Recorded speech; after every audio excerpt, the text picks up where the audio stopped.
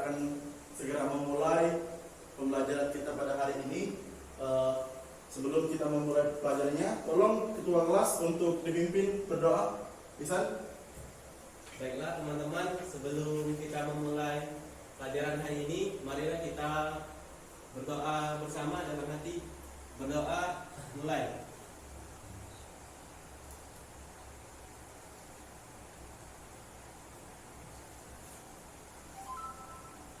Berdoa, selesai. Amin. Semoga di pembelajaran kita hari ini kita mendapatkan syafaat, berkat serta ilmu yang bermanfaat untuk kita ke depannya. Amin, amin ya rabbal alamin. Nah, baiklah, di sini untuk yang pertama Bapak akan mengabsen kalian satu persatu. Jika saya Bapak sebut namanya, tolong angkat tangan. Nanti anak-anak. Baik Pak. Yang pertama Ihsan Hidayat. Hadir Pak. Ramadan. Hadir Pak. Muhammad Rizky Ramadan. Hadir Pak.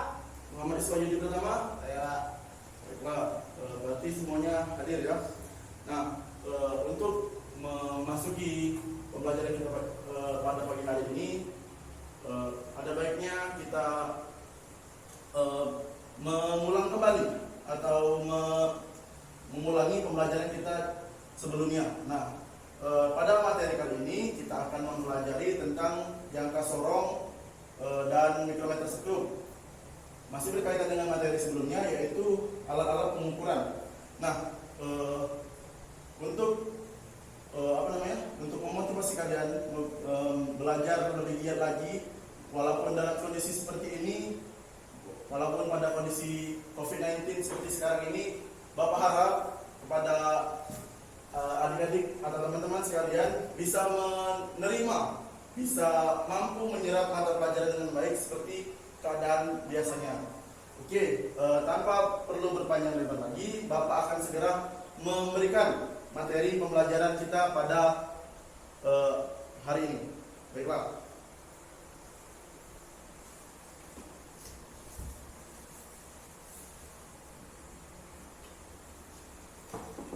Baiklah, tujuan pembelajaran kita pada hari ini adalah kita akan memahami tentang konsep bagaimana mengukur menggunakan mikrometer sekrup dan jangka sorong.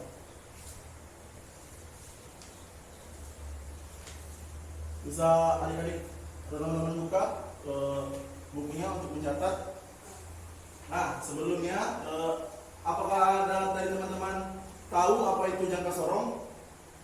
Tidak tahu Pak. Oh, tidak tahu. Baiklah. Selain Ramadan, apakah ada yang tahu? Belum tahu Pak. Belum tahu. Pak. Nah, jadi jangka sorong ini merupakan salah satu alat ukur dalam pengukuran teknik yang fungsinya adalah untuk mengukur, baik itu mengukur kedalaman ataupun mengukur diameter suatu benda kerja. Nah, jangka sorong ini adalah alat ukur yang ketelitiannya dapat mencapai 1/10 atau 0,1 mm. Jangka sorong terdiri dari dua bagian. Apakah ada teman adik-adik yang tahu bagian-bagian dari jangka sorong? Dua bagian ini? Saya Pak. Ya?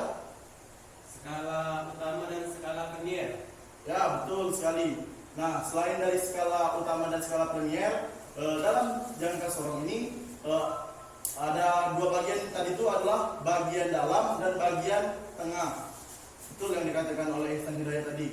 Kemudian pembacaan hasil pengukuran sangat bergantung pada keahlian dan ketelitian pengguna maupun alat. Nah, tolong apakah ada yang pernah memegang atau melihat jangka sorong di sini?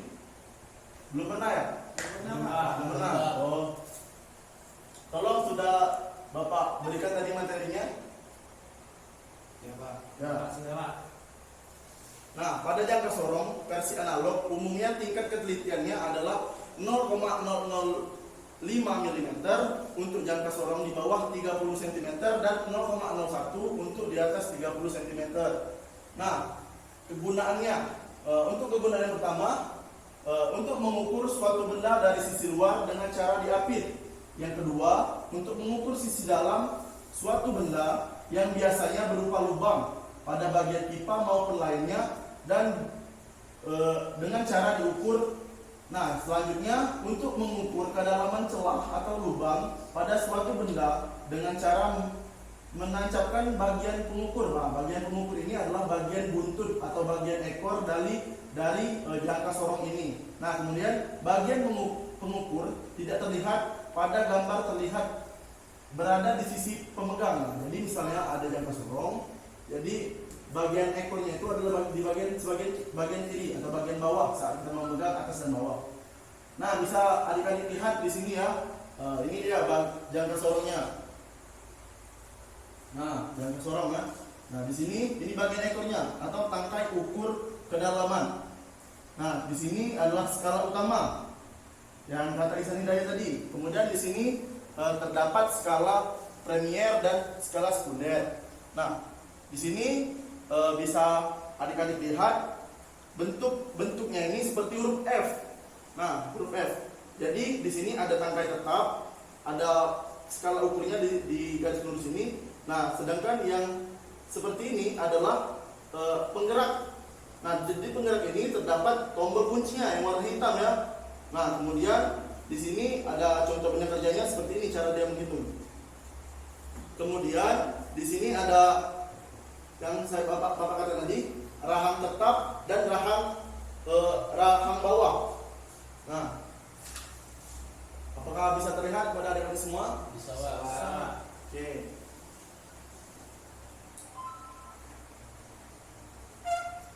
Kemudian untuk cara mengukur jangka sorong, tolong adik-adik perhatikan ya, bapak akan jelaskan. Yang pertama, kendurkan baut pengunci dan geser rahang geser. Rahang geser itu yang di bawah rahang tetap tadi ya. Nah, pastikan rahang geser bekerja dengan baik. Jangan lupa untuk cek ketika rahang tertutup harus menunjukkan angka 0.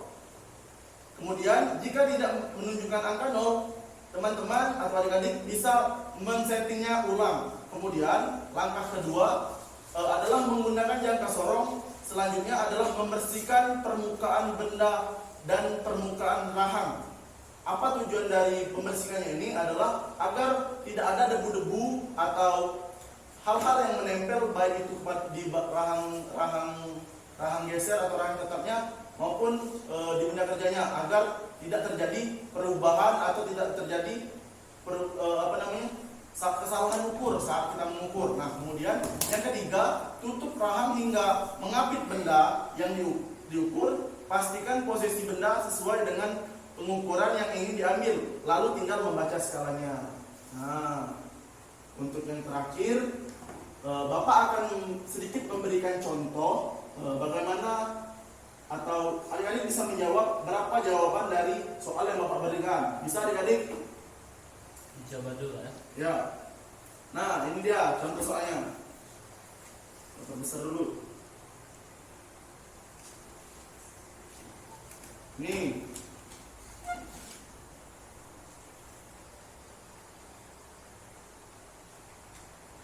Tolong adik-adik sebentar dikerjakan.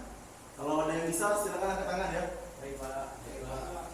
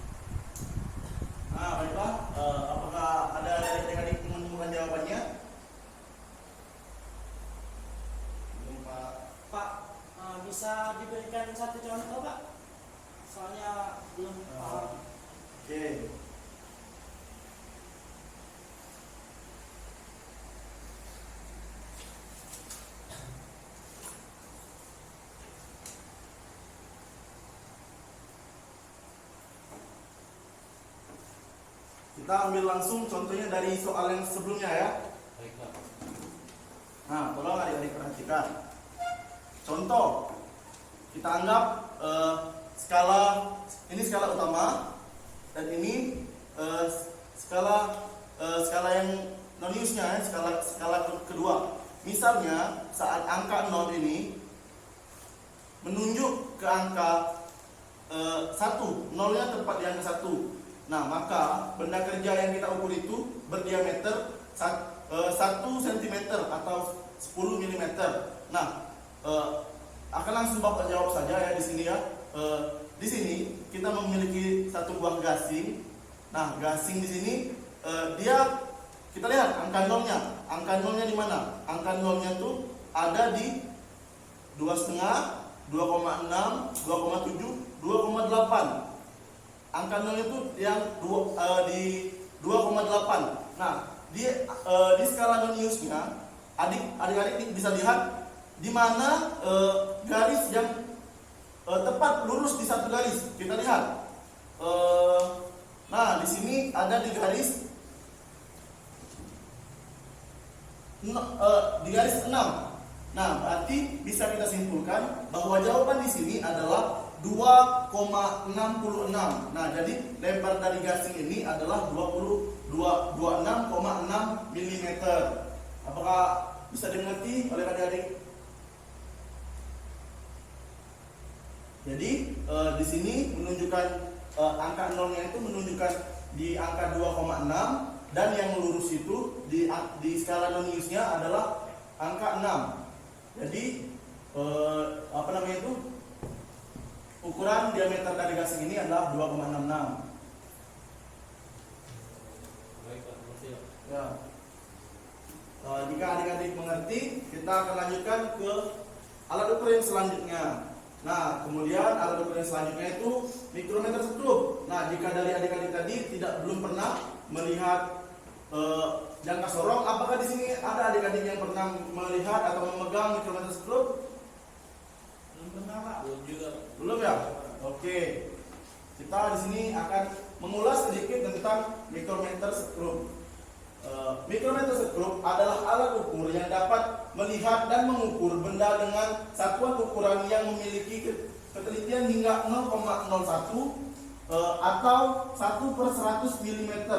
Nah, fungsi dari milimeter skrup adalah untuk mengukur panjang atau ketebalan atau diameter benda-benda seperti lempeng baja, aluminium, diameter kabel, kawat, dan lain-lain. Nah, jenis-jenis dari milimeter skrup ini ada 2. Ada 3. Apakah dari adik-adik ada yang mampu menyebutkan jenis-jenisnya? Tidak tahu, Pak. Oh, tidak ada. Nah, akan saya sebutkan ya. Jenis yang pertama adalah mikrometer skrup jenis luar. Nah, ini contohnya mikrometer skrup luar. Ini digunakan untuk mengukur atau memasang kawat lapisan-lapisan blok-blok dan batang-batang. Nah, di sini yang ini ya. Yang ini untuk mengukur diameter. Nah, kemudian mikrometer dalam. Ini contohnya mikrometer dalam. Nah, fungsi dari mikrometer dalam ini adalah mengukur kedalaman suatu lubang atau celah pada suatu benda. Nah, dengan cara memasukkan tangkai dari mikrometer ini ke dalam celah lubang tersebut, nanti akan keluar diameternya. Nah, kemudian yang terakhir adalah mikrometer kedalaman. Ini contoh mikrometer kedalaman ya. Nah, sama halnya dengan mikrometer dalam tadi. Mikrometer kedalaman ini fungsinya sama untuk mengukur kedalaman suatu benda, tetapi bendanya ini lebih spesifik dan ukuran celahnya itu lebih kecil. Nah, pada pertemuan kali ini Bapak akan membahas mikrometer luar. Ini contohnya mikrometer luar. Nah, cara penggunaan mikrometer skrup bisa adik-adik dengar. Kalau bila perlu dicatat, Pertama adalah benda atau plat tipis yang akan diukur ketebalannya diletakkan di antara landasan dan sumbu. Kemudian gagang pemutar kita atur sehingga plat tersebut terjepit dengan kuat. Nah, baru kita tarik kunci ke arah kiri agar tidak terjadi pergeseran lagi. Nah, ini kan kita kunci ya, micrometer security-nya. Kemudian untuk menentukan besarnya permukaan, maka pembacaan skala kita lanjut dengan membaca skala tetap terlebih dahulu. Kemudian dengan satuan milimeter, yaitu garis skala tetap yang akan berada di depan gagang putar. Kemudian pembacaan skala putar akan kita peroleh satu angka tertentu. Kemudian kita kalikan dengan 0,01. Jika pembacaan skala tetap dan skala putar, inilah yang merupakan hasil dari pengukuran tersebut. Nah, ini contohnya, contoh gambar. Nah, di sini sudah ditampilkan ada skala utama. Coba Ihsan Hidayat bisa ditunjuk mana skala utama? Itu Pak, yang ada angka 0, 1, 2, 3, 4. Ya, benar. Kemudian ada skala satuan. Nah, coba Rizky Ramadan. Mana skala satuan? Yang atasnya Pak. Ya. Bagian 01. Coba tolong ke depan tunjukkan. Nah, tunjukkan kepada teman-teman mana skala satuan. Skala satuannya di bagian ke sini. Tuh. Nah, skala satuan ini adalah berupa angka 1, 2, 3, 4. Nah, kemudian Muhammad Iswayudi, skala nonius. Di mana skala noniusnya? Posisinya seperti apa? Boleh maju ke depan, Pak? Boleh, boleh.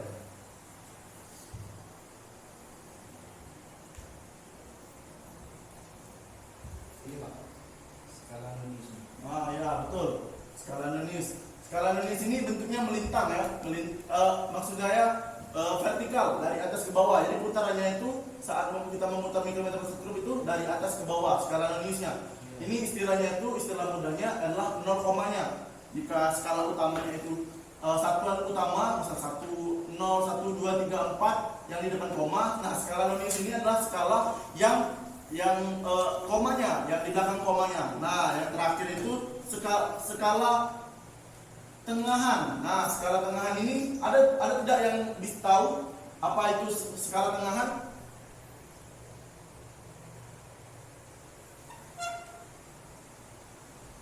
Tidak tahu Pak. Oh, ada yang lain selain Ramadan? Skala tengahan?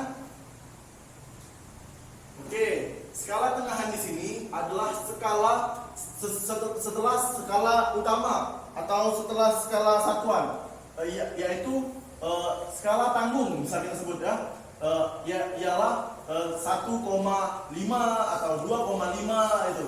Jadi setengah dari angka dari skala satuan. Nah, selanjutnya kita coba mengukur. Kita coba adik-adik apakah bisa mengerjakan soal yang Bapak berikan. Nah, ini ada dua contoh soal, 1 dan 2. Coba Muhammad Ihsan Hidayat dan Ramadan. Yang ini Ihsan Hidayat kerjakan. Nah, ini Ramadan. Tolong dikerjakan ya. Yang teman siswa-siswa yang lain coba tolong dikerjakan juga. Oke, Pak. Baik Pak.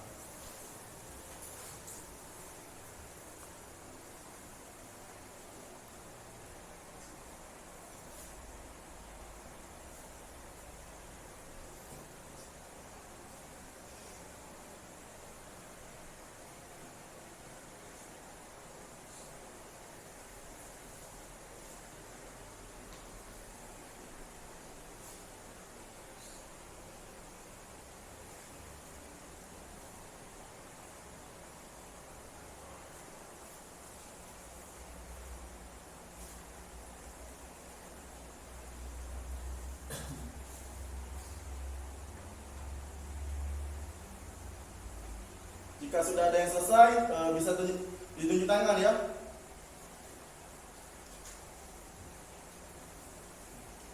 Saya Pak sudah selesai. Coba sebutkan yang mana Ramadan. yang bagian bawah, tapi maaf Pak, sebelumnya kalau salah Pak ya. Ya, tidak apa. Hasilnya 56,16 bukan? 56,16. Oke, kita koreksi sama-sama ya. Nah, di sini skala utamanya menunjukkan di angka 1, 2, 7, 8. Ini kan kita lihat skala utamanya dulu ya. Ini dari angka 0. 1, 2, 3, 4, 5, 6, 7, 8. Nah, 8 di sini berarti skala satuan utamanya adalah 8. Nah, ini ya 8. Nah, tinggal kita cari di belakang komanya. Kita lihat yang dimana yang paling lurus dengan garis ini. Nah, di sini angkanya 16, di atas 15. 16. Nah, berarti di sini skala yang kita cari itu atau benda yang kita ukur tadi ukurannya adalah 8,16. Seperti itu. Bisa dimengerti? Bisa Pak. Nah, selanjutnya coba Ihsan lihat berapa ini Ihsan? Menurut hasil pencarian saya Pak, 4,30 mm. 4,30. Oke, kita koreksi sama-sama. Nah, di sini kita lihat skala utamanya. Kita hitung dulu ya. 1, 2, 3, 4. Nah, 4. Kita berhenti di angka 4. Berarti jawabannya akan 4, nah, berapa komanya? Kita lihat. Jawaban Ihsan tadi 4,30 ya. Iya. Nah, di sini kita lihat mana garis yang paling lurus. Garis yang paling lurus adalah 30. Nah, berarti jawabannya adalah 4,30. Tepuk tangan untuk Sindaya. Nah, itu dia tadi penyampaian dari Bapak tentang jangka sorong dan milimeter skrup. Nah, jika ada dari anak-anak yang masih belum paham atau masih belum mengerti, bisa dipertanyakan yang belum mengerti. Saya Pak, izin bertanya Pak. Ya, silakan. Untuk pemasangan benda di jangka sorong atau mikrometer skrup itu bagaimana Pak, supaya baik atau tidak lepas? Oke, nah untuk cara pemasangan yang baik dan benar. Sebelumnya bagus sekali pertanyaan dari Ramadan. Jawabannya adalah untuk pemasangan yang baik dan benar. Pertama, kita saat menjepit benda kerja yang akan kita ukur, baik itu kedalamannya atau diameternya. Pertama, kita harus memastikan mana bagian yang rata dan bagian yang tidak rata. Nah, untuk penjepitan ini sangat riskan resikonya jika kita mengukurnya pada tempat yang tidak rata atau tempat yang salah istilahnya, peletakannya itu ukurannya itu akan berubah-ubah atau tidak tepat. Nah, di sini selain untuk meletakkan pada tempat yang sesuai atau tempat yang benar, kita juga harus memastikan bahwa alat yang kita ukur sesuai atau setelannya itu istilahnya itu setelan saat mengukur itu tepat dan benar. Saat memulai pengukuran, kita lihat skalanya apakah dia berada tepat di angka 0 atau tidak. Nah, kalau tepat di angka 0, maka bisa dipastikan pengukuran akan berjalan lancar. Kemudian saat menjepit atau saat meletakkan benda yang akan kita ukur, kita lihat apakah alat yang kita gunakan sudah terkunci dengan maksimal atau belum. Nah, jika belum terkunci dengan maksimal, kita harus memastikan kuncinya itu rapat. Nah, kalau rapat dan permukaan yang kita jepit itu rata, maka akan dipastikan pengukuran kita insya Allah bisa baik dan benar. Nah, bagaimana Ramadan? Baik Pak, mengerti Pak. Terima Nah, kasih. selain Ramadan, apakah ada lagi yang ingin bertanya? Ada lagi tak? Tidak ada Pak. Tidak ada. Oke, kalau sudah ada, tolong Bapak akan memberikan tugas. Tolong adik-adik sekalian membuat resume tentang jangka sorong dan mikrometer skrup dan jelaskan apa perbandingan antara keduanya. Nah, jika sudah segera kumpul ke Bapak atau kirim ke WhatsApp Bapak fotonya. Bisa dimengerti? Bisa Pak. Oke. Jangan tanya Pak. Oke, silakan yang bertanya. Untuk tugasnya tadi Pak, terakhir kali ngumpulnya kapan Pak? Oh, untuk mengumpulkannya waktu paling lambat itu minggu depan. Oke. Oke Pak. Kemudian mungkin hanya itu yang Bapak dapat sampaikan pada hari ini. Jika ada kurang atau lebih, Bapak mohon maaf. Pada Allah Bapak mohon ampun. Jika nantinya masih ada materi atau ganjalan dalam hati adik-adik, bisa langsung sampaikan atau bertanya kepada Bapak. Bapak dengan senang hati akan menjawab dan mengevaluasi kembali dari apa-apa yang Bapak sampaikan. Nah, untuk mengakhiri pelajaran kali ini, kembali lagi kepada ketua kelas, silakan pimpin doanya. Untuk teman-teman, segera kita akan mengakhiri pembelajaran kita pada hari ini. Silakan kepada itu berdoa. Baiklah teman-teman, untuk mengambil berkah dan manfaat belajar kita pada hari ini, marilah kita berdoa bersama agar ilmu yang telah disampaikan oleh Bapak bisa bermanfaat bagi kita semua. Berdoa, kita mulai.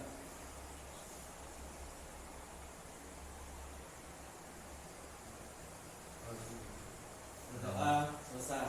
Baiklah, pelajaran pada hari ini Bapak akhiri. Mohon maaf apabila ada kesalahan. Wabillahi taufiq wal hidayah. Wassalamualaikum warahmatullahi wabarakatuh. Waalaikumsalam warahmatullahi wabarakatuh.